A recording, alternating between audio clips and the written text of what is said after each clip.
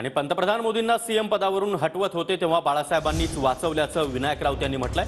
विनायक राऊतांनी पंतप्रधान मोदींना ही आठवण करून दिली आहे। तर उद्धव ठाकरे यांच्या संकट काळामध्ये मदतीला धावून येईन असं वक्तव्य पंतप्रधान मोदी यांनी टीव्ही 9च्या मुलाखतीमध्ये केलं होतं। त्यानंतर आता विनायक राऊत यांनी पंतप्रधान मोदी यांना जुनी आठवण करून दिली आहे। तर आजारपणामध्ये विचारपूस केली हे काही जाहीर सांगण्यासारखं नाही। मोदी हे भाषणामध्ये उद्धव ठाकरेंवरच का बोलतात असा सवाल देखील विनायक राऊतांनी विचारला।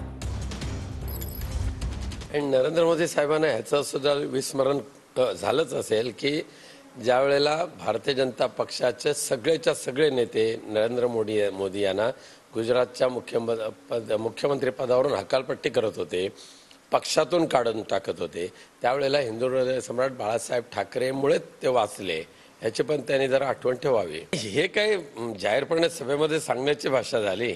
आता उद्या तुम्ही ज्या वेळेला उपोषणाला बसला होता नर्मदा सरोवरच्या संदर्भात त्यावेळेला सुद्धा उद्धवजींबरोबर आम्ही सगळेच गेलो होतो तुमची चौकशी करायला।